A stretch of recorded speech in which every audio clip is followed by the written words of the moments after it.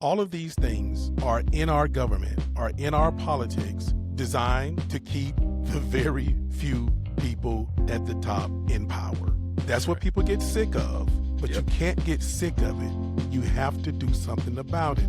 And this is sometimes where I get frustrated with the Democratic Party, because when you have an opportunity to do something about it, you just don't do it.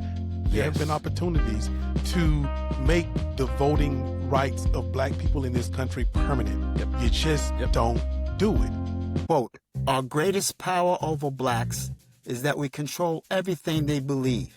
We control their education, their news media, their entertainment, all their statistics, and even their image of themselves. This therefore allows us to inundate blacks with disinformation designed to instill the myth of white superiority and black self-hatred into their minds. It's a psychological warfare program used for protecting our white dominance. So a lot of times people want to, they'll inherit something and the first thing they want to do is sell it. Oh man, I can get 20, 30.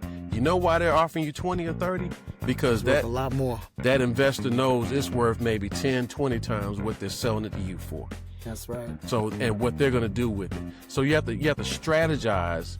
And if you don't know what you're doing, that's why I say talk to a financial advisor. But you have to strategize how to take full advantage of the assets that you got. When that 1964 Civil Rights Bill passed, those Dixiecrats who are now Republicans, those people never stopped fighting. I think we're talking about 60 plus years of them preparing. Yes, the Project 2025 maybe came around the late 1970s, early 1980s, but when that civil rights bill passed, they never stopped fighting. We thought maybe or felt that we have overcome and all of that and kumbaya. The biggest damage that I see that has occurred to us as a people has been our inability to pass down generational wealth. Father-in-law used to say, the best thing you can do for poor people is to not be one of them. So you can't help somebody if you don't have anything. And that's why I wanted to tackle this issue, because I knew Bobby's going to be talking about the march.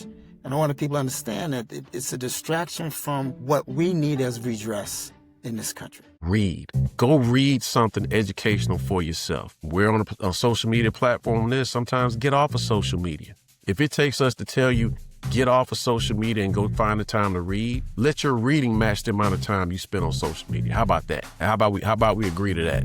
You can spend 3 hours on social media, spend 3 hours reading. Read something credible. Go read a book that you never read before. Then when you get on social media, you'll see just how ignorant some people truly are about simple things that they think they know.